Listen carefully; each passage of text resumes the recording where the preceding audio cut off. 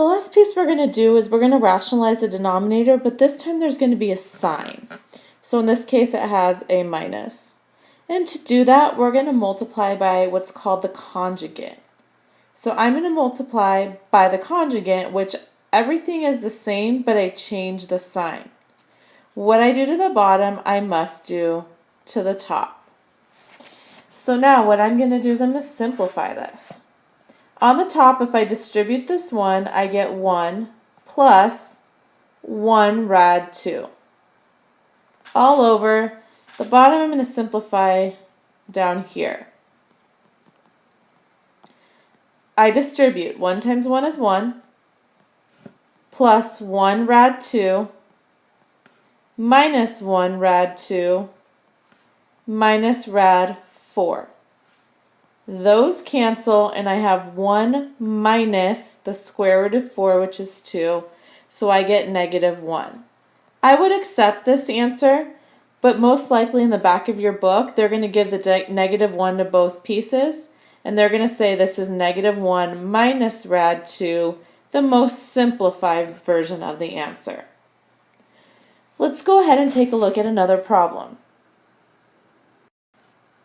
First thing I'm going to do is I'm going to multiply by the conjugate, which is exactly the same thing, but the opposite sign in the middle.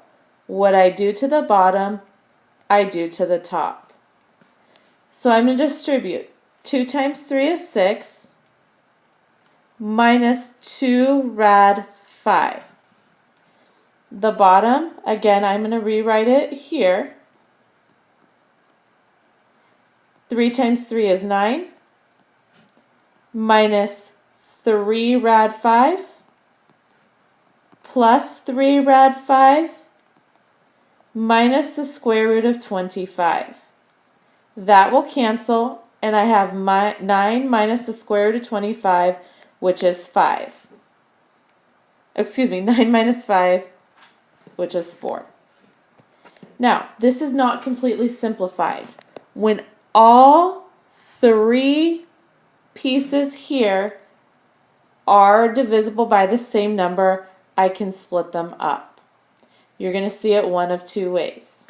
You're going to see it as 6 over 4 minus 2 rad 5 over 4. Then you'll split them up individually. This is 3 halves minus rad 5 over 2 is one way. Or going back to this problem up here, 2 goes into 6 3 times, 2 goes into 2 once, and 2 goes into 4 twice. So you can also write it as 3 minus 1 rad 5 all over 2. I would accept either answer.